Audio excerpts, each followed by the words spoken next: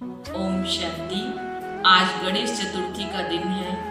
सारी दुनिया गणेश जी को याद कर रही है, उनकी महिमा कर रही है। लेकिन अब हमें जरूरत है गणपति जी के आध्यात्मिक रहस्य को समझने की। दिखाया गया है कि पार्वती जी ने अपने मैल से गणेश जी को उत्पन्न किया। शंकर जी तपस्या में गए हुए थे। जब वो वापस लौटते हैं तो जो गणपति थे वो द्वार पर खड़े थे और उन्होंने शंकर जी को अंदर आने से मना किया। तो उन्होंने शंकर जी ने अपने ही बच्चे का सिर काट दिया और वो उसे पहचान नहीं सके। जब पार्वती जी बाहर आती हैं तो बहुत शोक करती हैं, बहुत रोती हैं और उन्हें शंकर जी को कहती हैं मेरे पुत्र को वापस आप जीवित करें। तो शंकर जी ने कहा कि जब यहाँ से जो भी प्राणी यहाँ से निकलेगा प्रथम बार तो उसका सिर ही इस बच्चे के सिर पर लगा दिया जाएगा।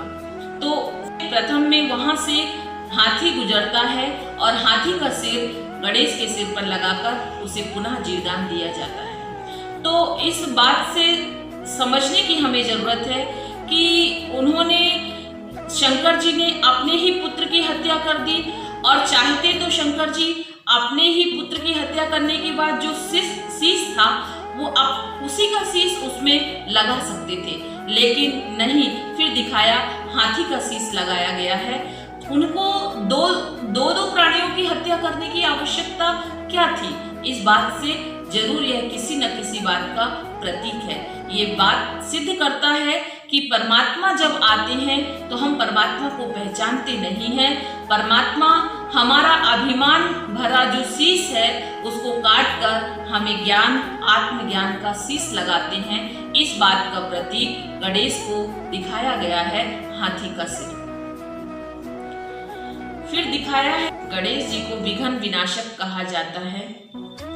विघ्न विनाशक अर्थात उनके जीवन में आने वाली समस्याओं का, परिस्थितियों का, अनेक प्रकार के विघ्नों को उन्होंने खुशी खुशी से उसका सामना किया और उनको समाप्त किया। जब से ही उनको विघ्न विनाशक कहा जाता है। फिर हम देखते हैं कि गणपति जी का बड़ा सिर दिखाते हैं। बड़ा सिर अर्थात बुद्धिमानी का प्रतीक। आंखें छोटी अर्थात दूरांदेशी, वो छोटी आंखों से भी दूर की वस्तु को स्पष्ट देख सकते थे। उनकी बुद्धि दूरांदेशी थी। बड़े कान अर्थात नेगेटिव बातों को सुनते नहीं थे। पॉजिटिव चिंतन करना।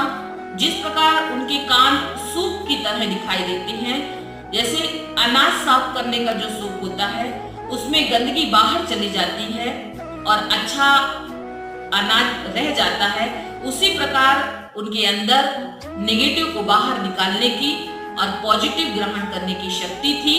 इसलिए उनके बड़े कान दिखाए गए हैं। बड़ा पेट इस बात की निशानी है कि उनके अंदर समाने की शक्ति थी।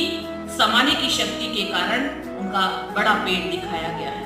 गणपति जी की सूंड इस बात को दर्शाती है कि वो बड़ी से बड़ी चीज को उखाड़ सकते थे और छोटी से छोटी चीज को ग्रहण कर सकते थे। अर्थात बड़ों में भी अच्छाई और छोटों में भी अच्छाई देखने का गुण उनके अंदर था, इसलिए उनको सूंड दिखाया हुआ है। इन सब बातों से हमें पता चलता है कि शिव के पुत्र गणेश हम सब भी आत्माएं शिव के पुत्र गणेश की तरह बने। उनके गुणों को अपने जीवन में धारण करें, अपने अंदर के अहंकार को खत्म करें और सकारात्मक चिंतन करें, कम बोलें। और इन गुणों को हम अपने जीवन में जब धारण करेंगे तभी हमारी सच्ची गणेश चतुर्थी